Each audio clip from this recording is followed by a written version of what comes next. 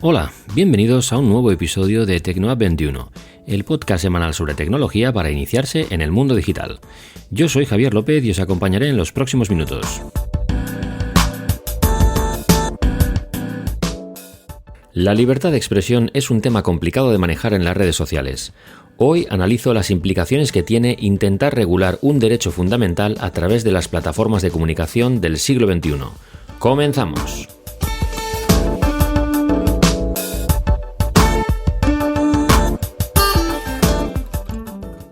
Enlazando un poco con el episodio de la semana pasada, en el que hablé sobre cómo la lucha por mantener intacta nuestra privacidad es una de las batallas del siglo XXI, hoy quiero sacar el tema de cómo se está tratando la libertad de expresión en las redes sociales.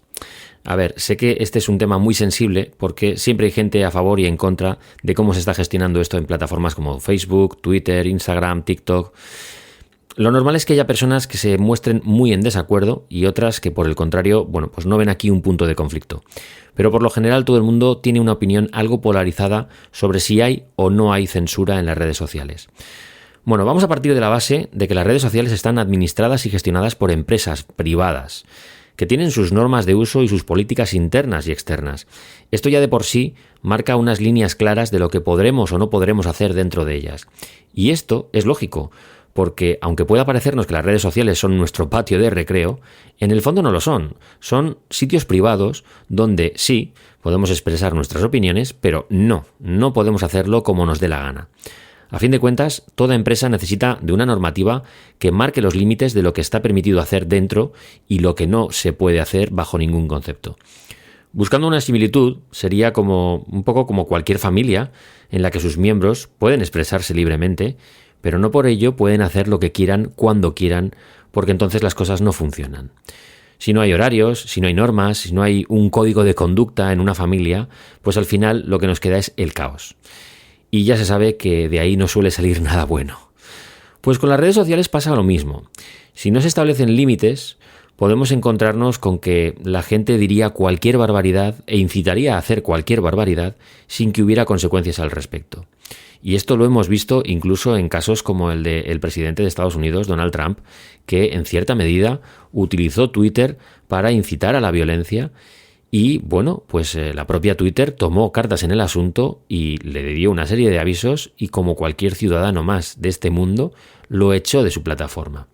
Me parece que eso demuestra muy claramente no que haya censura, sino que hay libertad de expresión bajo unos conceptos o unas normas que hay que cumplir, porque si no, cualquier persona, da igual el estatus social, político, económico que tenga, esa persona es susceptible de ser echada de una red social. A mí eso sí que me parece que es libertad, porque es libertad de expresión, porque también hay una serie de derechos que no se infringen. Entonces, a mí me parece que ahí sí que se demostró que hay libertad de expresión, incluso echando a alguien por expresar su opinión, ¿no? Yo, por ejemplo, estoy convencido de que si vertemos una opinión polémica en Twitter o en Facebook, pero si lo hacemos sin usar lenguaje malsonante, sin faltar al respeto a nadie, argumentando nuestra opinión y sobre todo sin incitar a la violencia, en esos casos no se nos va a censurar, no se va a borrar nuestro tweet o a eliminar nuestra cuenta, ¿no? Lo que sí que podemos hacer en esos casos es generar un debate y hacer que la propia red social en la que estamos haciéndolo mejore, ¿no? Y que no se nos va a nosotros a advertir por ello ni se nos va a eliminar nuestra cuenta, sino que se va a crear un debate sano alrededor de nuestra opinión, aunque sea una opinión polémica. Y de hecho esto es lo que suele pasar, o sea, que cuando alguien plantea algo polémico, pero lo hace desde el respeto, con educación, se suelen generar conversaciones muy buenas en las redes sociales, no hay que demonizarlas. Sí que es cierto que dependiendo de la red social, pues te puedes encontrar con debates muy tóxicos, ¿no? Que generalmente vienen de posiciones muy polarizadas que lo que buscan es polarizar más la conversación. Bueno, eso hay que cortarlo de raíz sin que eso signifique coartar la libertad de expresión. Tú puedes decir tu opinión, puedes soltar tu opinión, ¿no? Pero lo que no puedes hacer es infringir el derecho o la libertad de otra persona. En esas conversaciones que os digo, donde hay opiniones polémicas, también es cuando solemos ver llegar comentarios inapropiados y sobre todo, como digo, con un discurso radical que yo sí que creo que tienen que ser moderados, porque ahí, como digo, infringen esas normas de uso de la que os hablo, que tiene toda red social, como tiene toda empresa, ¿no? Es decir, Facebook tiene su política, Twitter tiene la suya, Instagram tiene la suya. Bueno, pues es su casa. Si tú infringes sus normas, lo normal es que te echen de ahí. Así que ahí me parece que eso es lo lógico y lo normal, establecer una serie de normas como las que tenemos nosotros en nuestra casa. Es decir, tú no puedes estar en esta casa y hacer lo que te dé la gana, no puedes entrar y salir cuando quieras, o hacer lo que quieras, o decir lo que te apetezca sin que haya una consecuencia. Tú puedes hacerlo, pero hay consecuencias. Todo acto tiene una consecuencia. Y eso no significa que tú no tengas libertad para expresarte. Lo que pasa es que, bueno, pues hay ciertas normas que hay que cumplir. ¿Hay, por tanto, libertad de expresión si unos comentarios se permiten y otros son eliminados y sus dueños son expulsados de las redes sociales? Bueno, yo sigo creyendo que sí. Lo que pasa es que, como repito, hay unas normas que no podemos saltarnos cuando nos apetezca. Lo que no podemos hacer es pedir que se modere a los radicales y luego nosotros soltar alguna perla envenenada que ofenda a los demás. Mi libertad llega hasta donde están tus derechos. Yo puedo soltar una opinión extremista que atente contra un colectivo, pero si tus derechos son vulnerados por ello, entonces me tendré que atener a las consecuencias, ¿no? Que es un poco lo que a la gente no le gusta. Es decir, a la gente le gusta decir lo que quiera, pero sin que haya una respuesta o una consecuencia al respecto. No. Seamos consecuentes. Si tú haces una cosa, pues tendrá a cada acción hay una reacción, ¿no? Y es que el problema viene muchas veces porque no le damos a las redes la importancia que tienen. Pensamos que podemos decir lo que queramos desde el anonimato de nuestra cuenta, en nuestra casa, y que no habrá, como digo, consecuencias. Muchas veces esto hace que la gente no se lo piense dos veces antes de decir cualquier barbaridad en las redes sociales, porque tampoco calibran el impacto que tendrán sus palabras. Y ojo, porque las palabras, en la gran mayoría de los casos, son las que nos representan y nos definen ante los demás. Es con lo que mucha gente se va a quedar de nosotros, que se harán una idea muy concreta de cómo somos por 4 tweets que hayamos soltado y que hayan leído en Twitter, o por unas publicaciones que vean en Instagram o en Facebook. Pensarán que ya nos conocen por esa imagen que hemos proyectado. Y esa imagen que nosotros proyectamos conscientemente, deberíamos cuidarla mucho más, porque, como digo, hay una serie de consecuencias en todo lo que hacemos en las redes sociales. Pero claro, para eso pues tendríamos que medir los pasos que damos públicamente antes de hacerlo, y eso conlleva pues una buena dosis de autoanálisis, de pensar antes de escribir o de pensar antes de poner una publicación, ¿no? Algo que, por desgracia, pues yo creo que como sociedad carecemos, porque ahora mismo no digo que individualmente no seamos autocríticos, que sí que lo somos, probablemente somos más autocríticos ahora de lo que hemos sido nunca. Pero en conjunto actuamos mucho con impulsos, ¿no? Pensamos poco. Yo creo que las redes sociales además nos invitan a eso, ¿no? A la impulsividad. No estamos en un mundo enfocado en el conocimiento, la lectura, en el análisis, sino que estamos en el mundo y en la era del consumo instantáneo, de lo fugaz, de lo trivial, y de, bueno, pues ver una publicación, ver otra publicación y ver otra y otra, y pasar por ello un poco por encima sin profundizar muchas veces. Esto, que no es del todo malo de por sí, porque a fin de cuentas es una forma de entretenernos, ¿no? Y de divertirnos, sí que es cierto que se puede convertir en un problema si le damos demasiado espacio en nuestra vida al ir haciendo un scroll infinito sin profundizar en las cosas. Y si pasamos de una publicación a otra sin pensar, o si no buscamos el pensamiento crítico, sino que nos dejamos seducir por la primera opinión que leemos en la red, corremos el riesgo de simplificar la realidad que nos rodea, que generalmente suele ser bastante más compleja de lo que nos muestran muchas veces las redes sociales. Y ahí es donde yo creo que empezamos a pensar que lo nuestro es lo mejor, que ese pensamiento que nos hemos creado a través de 4 opiniones y de 2 publicaciones es la verdad, y que los demás están en un error y que por lo tanto tenemos que sacarles de ese error. Esto genera conflicto, suele generar mucho conflicto en las redes sociales, porque tendemos a crearnos una imagen de la realidad muy focalizada en aquello que nosotros tenemos en nuestro timeline, por decirlo de alguna forma. Y si tu timeline es muy acotado, si tú solo sigues a la gente que piensa como tú, muchas veces no solo acabarás pensando como ellos, sino que es que además tampoco te plantearás que otras opiniones puedan ser correctas. Pensarás que todo lo que cimenta tu opinión es lo correcto y que todo lo que está en contra es lo incorrecto.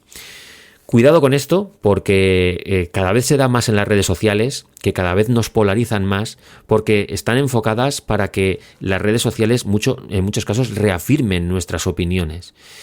Hay que ser autocríticos, hay que dejar un poquito de espacio a la posibilidad de que existan otras opiniones que digan cosas que a nosotros no nos gusta escuchar en un principio, pero que puedan tener una parte de verdad.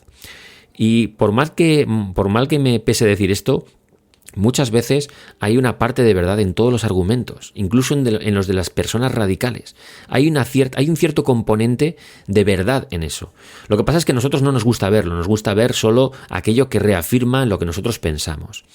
No significa que tengamos que estar de acuerdo con los argumentos radicales, ni muchísimo menos, pero creo que sí que tendríamos que darnos el margen de analizar lo que leemos y lo que vemos de aquellas personas que no dicen lo que nosotros queremos escuchar y plantearnos qué parte de verdad hay en su discurso y qué parte está motivada o bien por el odio o bien por el desconocimiento o bien porque son personas que están también muy, muy influenciadas por un pensamiento muy único y no crítico.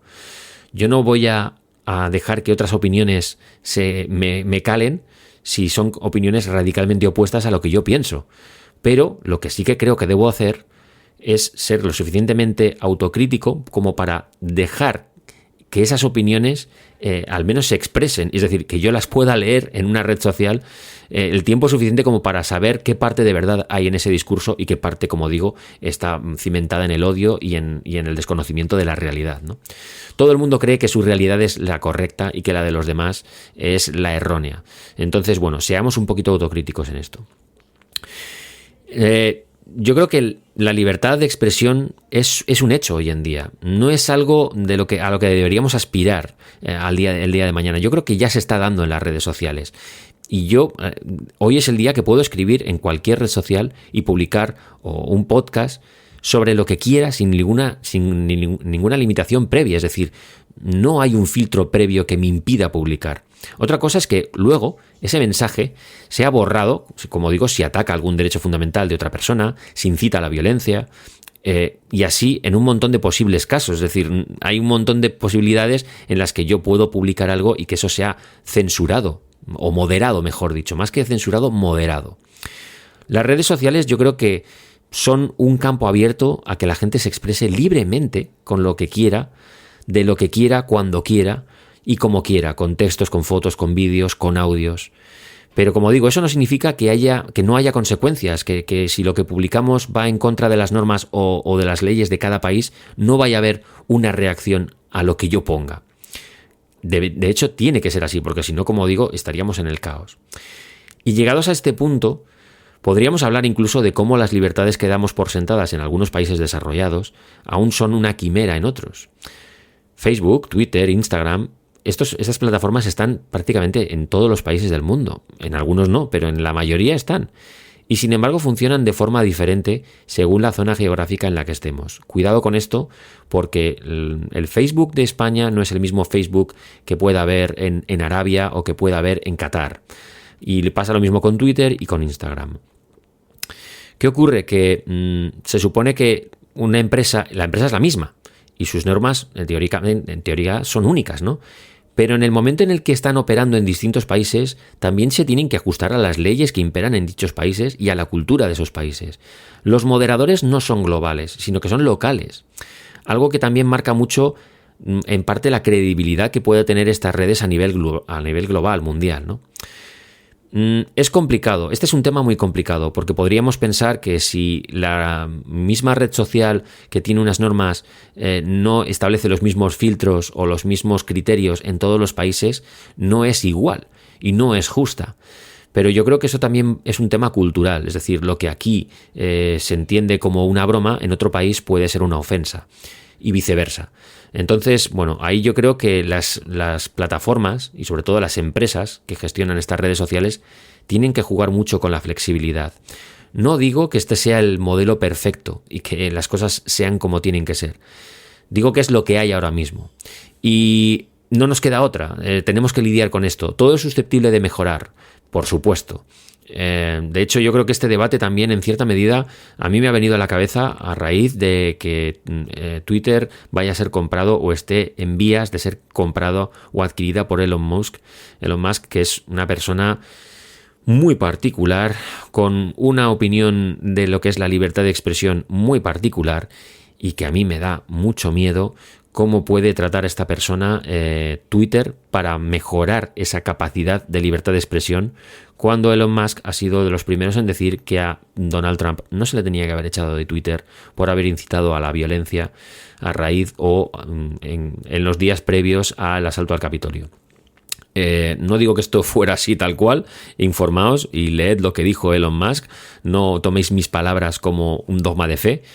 Pero sí que es cierto que, bueno, generó bastante polémica al respecto.